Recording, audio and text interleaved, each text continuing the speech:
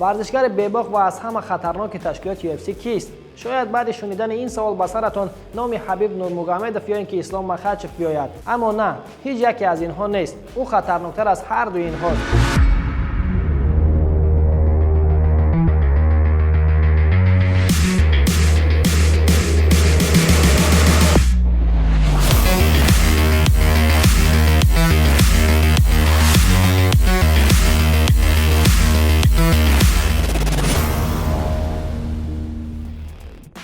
جاناتان دوایت جونز یا اسمی که برای همگان شناس است، جان جونز.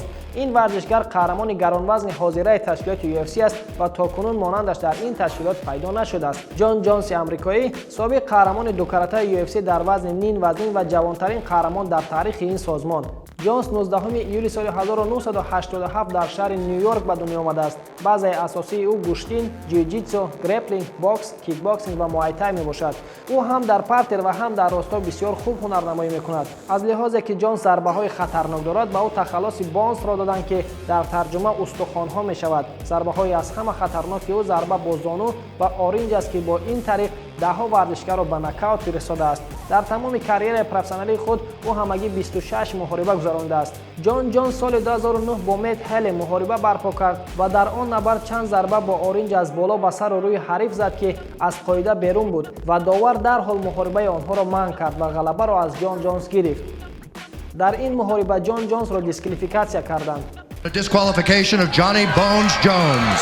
Therefore the winner is Matt Hamill. این حالت البته جونز را خیلی دل شکسته کرد، اما همچنین تحریک نیز داد تا دیگر در این محاربه ها از احتیاط کار بگیرد و مغلوب نشود. از همین جاست که جان جونز تا امروز یگان مراتبه دیگر با باخت روبرو نشده است.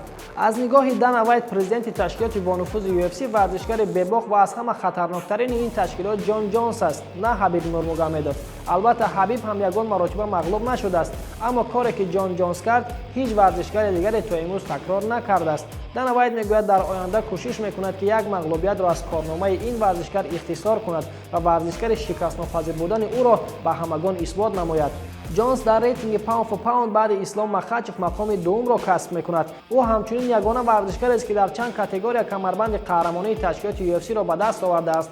همچنین از کمترین ورزشکارانی است که در وزن نیم وزنی توانسته است بیش از 10 سال کمربند قهرمانیش را حمایت کند. حبیب نورمگامدوف در تشکیلات UFC همگی 13 محاربه گذرانده است، اما جان جونز باشد 14 سال قهرمان این تشکیلات در دو وزن بود. از همین جاست که او را ورزشکار ناتکرار دور و زمان میگویند. حالا او قهرمان گرانوزن تشکیلات UFC است. او از سال 2020 کمربند قهرمانی این وزن را به دست آورد و تا حال کسی پیدا نشده است تا او را از کرسی قهرمانی پایین بیارد. در تاریخ تشکیلات UFC یگان ورزشگر در حد جان جونز کمربند قهرمانی خود را سالهای طولانی حمایت نکرده است، حتی ورزشگر روس حبیب نورمگامدوف. این بود همه خبرهای مهم از جهان ورزش. تا برنامه‌های دیگر.